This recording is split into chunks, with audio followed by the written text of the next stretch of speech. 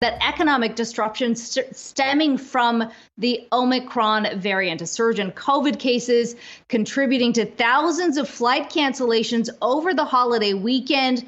Meanwhile, you've got grocery stores and restaurants saying they don't have enough workers to keep their doors open. Let's bring in Heather Boushey, member of the White House Economic Council of Advisors. Heather, it's great to have you on our first show of the new year. You know, we've certainly seen a lot of disruption stemming from this variant. A number of economists ahead of the new year are cutting their growth forecast for the quarter as a result of what we've been seeing play out. How is the White House assessing the economic disruption so far?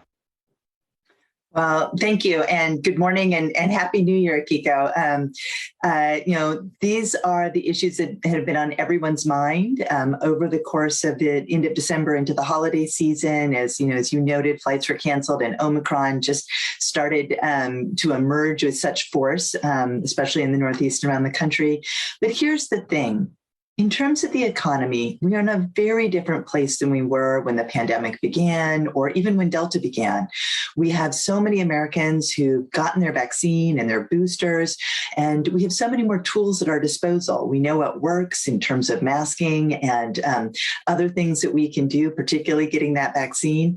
And so we're in a very different situation now than we were before. So we remain optimistic that we will continue to see the economy moving forward. We have very low numbers of people now who are on unemployment benefits as the labor market has improved. Back in November, we saw that the unemployment rate fell back to 4.2%. That's the most recent data we have. And we do expect to continue to see that recovery in the labor force, in the labor market, even as we weather through this difficult new variant. Yeah, Heather, it's Zach here. I mean, when we talk about maybe some of the storylines that are playing out there, of course, moving past this latest Omicron wave, it's probably a good reminder that a lot of the inflationary pressures we've seen here, of course, you don't need to delve into the numbers. Everyone's already highlighted those, the hottest inflation print we've seen in the last almost 40 years. But when you look at maybe the drivers, it does seem like there are two different messages right now. One on the side of prices are going up because there's too much social spending. And then the one that economists are citing, which is mostly supply chain issues that we're now seeing, as Akiko mentioned, come back to the fold. So how do you maybe right that wrong in terms of the story as you see it, and how, I guess, you're using data points to try and tell it now?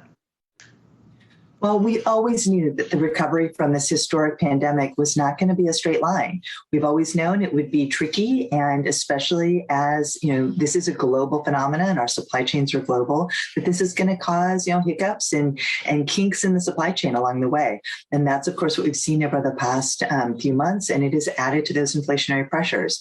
But as we get this virus under control, we expect those to continue to dissipate. Omicron is throwing a new wrench into it, but again, we have more tools. The extent to which people are vaccinated, that certainly lowers the challenge of the new virus, even though people can get sick. It's not, we think perhaps there may be different outcomes than there were pre-vaccination. So as we're moving through, we expect these supply chain issues to start to work themselves out. You're certainly right that in terms of this variant itself, we haven't seen the kind of hospitalizations we saw in previous surges, largely because so many people are vaccinated. But the reality, there's still a lot of people who are calling out sick, unable to return because they've tested positive as well. And the concern here is that that's only going to exacerbate some of those disruptions in the supply chains that you just pointed to. The president's certainly getting hit in the poll numbers on that front, despite what the White House has put forward in terms of measures to try and ease the backlog. What do you think the public's getting wrong in terms of how aggressive the White House is moving on these issues?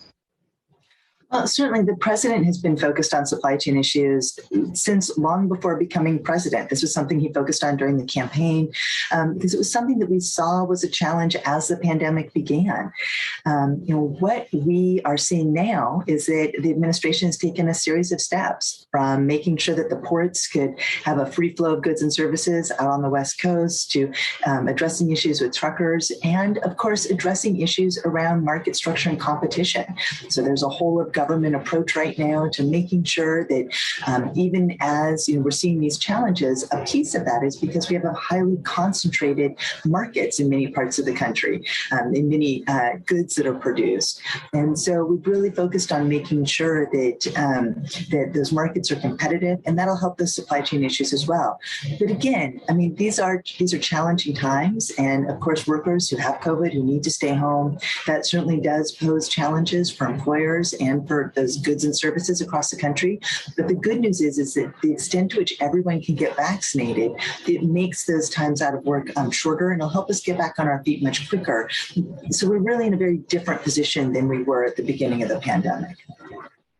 Yeah, you use the term getting back on your feet, and that's, I guess, kind of interesting as we move into this next chapter in 2022 in battling the pandemic. And of course, right now, the big battle between the White House and Democrats is getting that last chapter passed on the social spending front. And right now, the child tax credit seems to be a big hang up there. I know you've been forward and pushing for that, and we talk so much about maybe some of the social nets that rolled off in the pandemic, but still, you still have the U.S. Personal saving rate holding above where it was back in 2019, though it's come down the longer this pandemic has dragged on. So, I mean, when you look into the numbers themselves, when you track the health of the American consumer, how important is it to get the child tax credit included, and what happens if you don't? Well, certainly the child tax credit and the fact that families were receiving that monthly is a very important part of the story.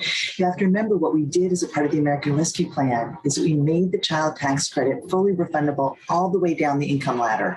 So everyone got it who has children. And that really did help families, help them have that little bit of cushion, help them deal with all the things.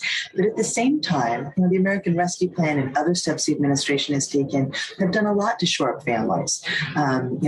There was additional monies going out through nutrition programs, for example, that also has helped the lowest income families.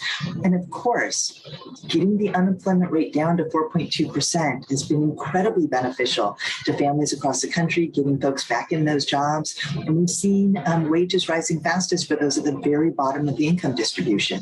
So really, it's making sure that those jobs are available and that people have what they need in order to get back into work. And the child tax credit is a piece of that puzzle, but it's a part of the overall package that the president put in place as a part of the American Rescue Plan, and the pieces that we still need as a part of Build Back Better. Those child care supports, that support for universal pre-K, for example, these are also important pieces of the puzzle. Heather, we started the conversation by talking about where the recovery is. Despite concerns about inflation, the economic numbers have been relatively positive. How much of maintaining this momentum you think hinges on passing pieces of Build Back Better, even if you don't get the child tax credit because Joe Manchin is not necessarily in support of it? How is the White House assessing that? How important is it to get this bill passed to be able to maintain the kind of momentum in the economy that you've alluded to?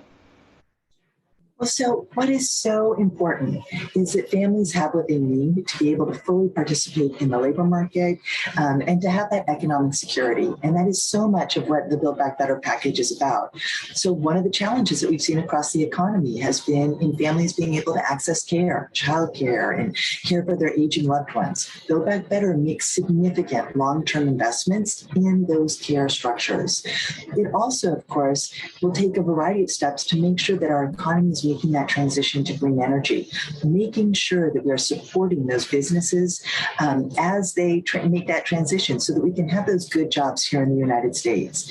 So this is not, it's not a quick hit. It's not just an infusion of cash into the economy. It's really about making sure that our economy can succeed over the medium to long term.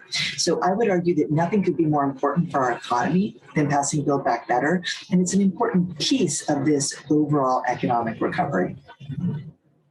Well, Heather Boushey, appreciate your time today, member of the White House Council of Economic Advisors.